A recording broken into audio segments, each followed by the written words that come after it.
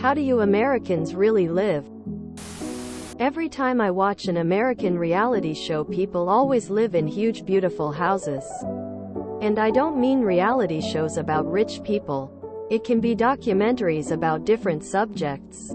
About obesity or a makeover show or whatever. Where it's mentioned the person works as a kindergarten teacher or a nurse but still live in a very beautiful large home. Then I see posts here about American people really struggling and living paycheck to paycheck. And there also seem to be many homeless people living in their car, a tent and crazy stuff like that. So what's it really like for those of you with a very average job and salary? Do you have a nice home or do you need to share with flatmates? Have you been homeless or close to it? The thing non-Americans need to realize is this country is basically 50 different countries and your cost of living can be drastically different in different areas of the same state. In short, to answer your question, it depends 100% on what state you live in and in what part of the state you live in. I've never made more than $37,000 a year. I haven't taken an actual vacation since I was teenager. I'm in my mid-30s and all I do is work and stay at home on the weekends.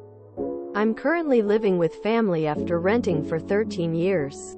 I'm saving up to go on my first vacation since I'm no longer paying half of my income in rent. I'm one of those people who definitely missed tons of adulthood milestones and feel as if I'm only starting out. I hope nobody makes fun of me. I just had a rough start and wanted to share what it's like for me. A few things. What you see on TV shows is usually fake. The answers to your questions will vary a lot based on location.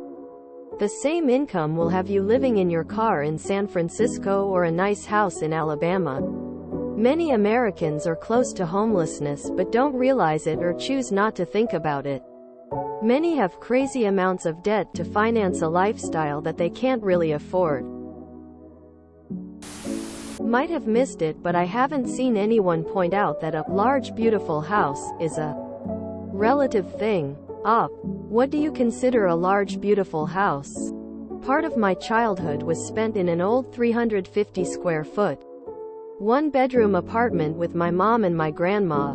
My mom and I slept on couches in the living room, but we had heat and electric, and running water and even one enormous old clunker of a car. Then Mom and I moved out to another apartment where we didn't have to sleep in the same room, but we didn't have a car. In a place where it was a mile to get groceries and no public transport exists. I got real cold getting groceries in the snow. I've washed lots of clothes in the sink, but I've never had to get water from the river. And I was in diapers the last time I lived in a place with no indoor toilet and an outhouse in the back. My 3-person family currently live in a 2-bedroom house that we were able to buy with a mortgage in 2005, back when it was possible to buy a house for normal people here. It's got issues, and I would really love a little more space for my work equipment. But ask teenage me, or someone on one of the poorer Native American reservations who doesn't have running water, or someone in a homeless shelter. And this is a large beautiful house. It's all relative. Many reality shows, such as The Bachelorette for hometown dates, use fake stage houses. Super common. Most people do not live in fancy homes. Also highly depends on location. West Coast is 23x the cost of anywhere else.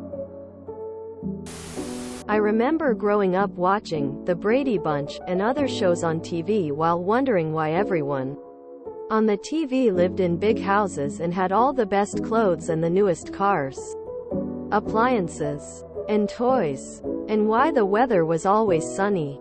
I keep hearing, the wealthiest country in the world. I don't believe it. Maybe in Hollywood, but not out in flyover country. 60% of Americans have no savings and have less than $500 in their bank accounts. What you see in TV is complete fantasy. If you look up Lisa Edwards, Knoxville, Tennessee, it is a very graphic picture of what it is like to be poor in America right now. Most people have extreme difficulties in accessing healthcare. That is probably the biggest hurdle, or at least tied with housing. Rent is about 50% of a dual-income household. Food costs are rising, even cooking at home groceries are about 20% of income.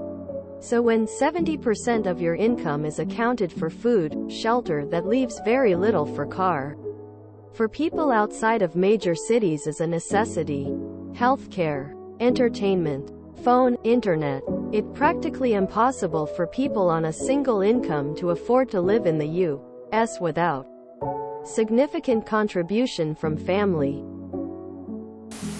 Being in massive debt is as American as apple pie. I am an attorney. I grew up poor and my family preached that education was the only way out.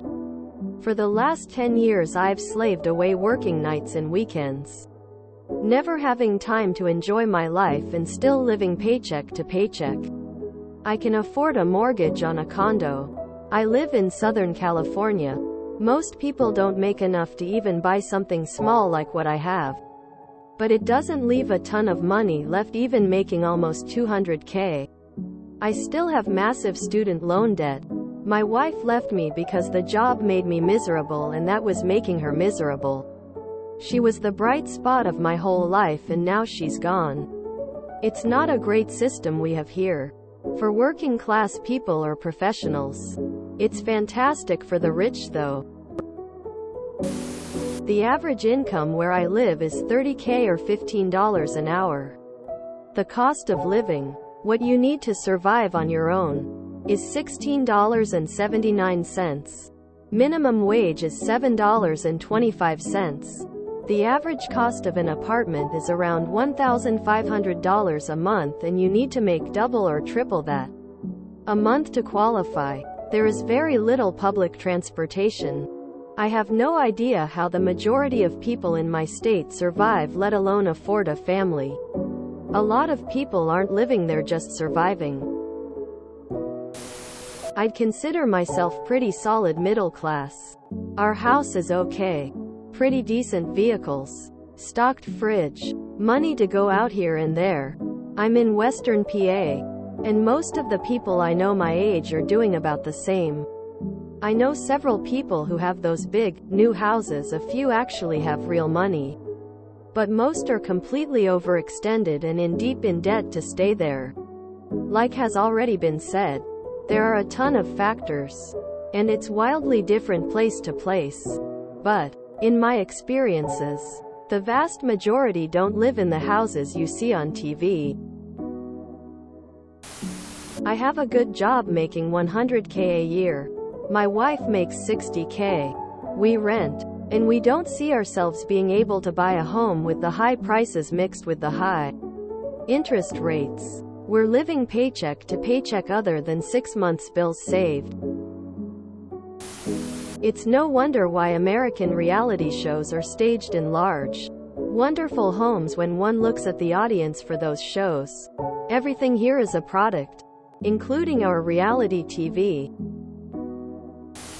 Okay, so real talk time. Obviously you know what's on TV is fake. My wife and I both work. Combined income about $115,000. In reality we never make that. Maternity leave, sick leave, being unemployed for a few months, unpaid time off adds up. Our taxes say we usually make about $90,000 before taxes.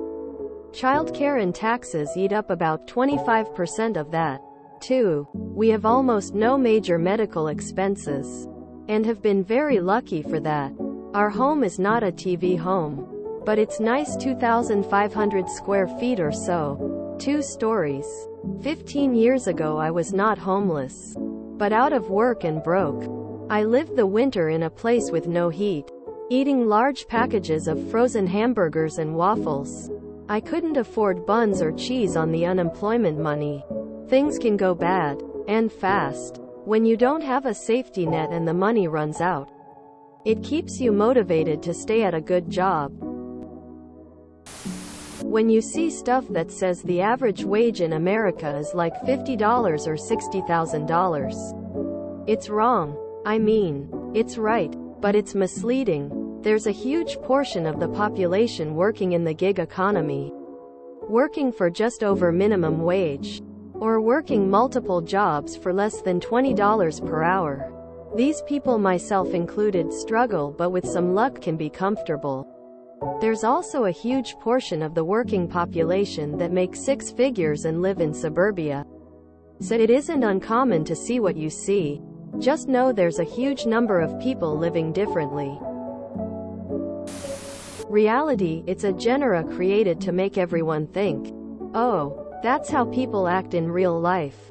That's why we have so many entitled and mean-spirited people.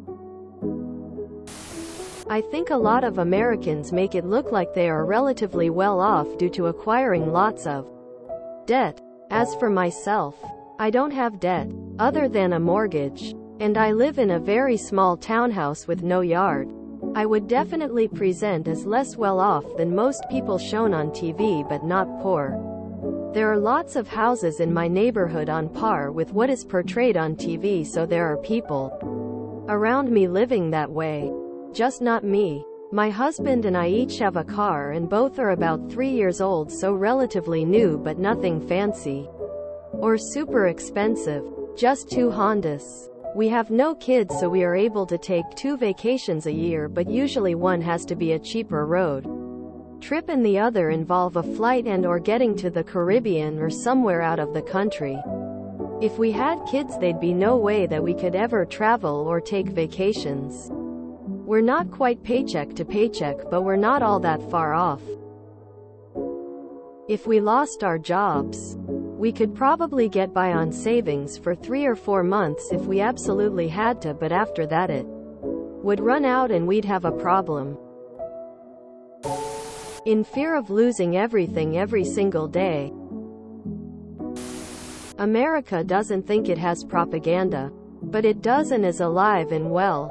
Friends and other shows sell to the world a view of American life that is so far disconnected from reality that it can't be anything other than, look at us and our amazing, free, capitalist lives, living in a 120 SQM Central New York apartment on cafe waitress wages. When China, Russia, Iran, any other non-Western country does this, it's immediately shot down as propaganda by a regime. If you enjoyed this video, please check out our playlists full of similar content. Epic Haircast is like doom scrolling for your ears. Please like, share, and subscribe.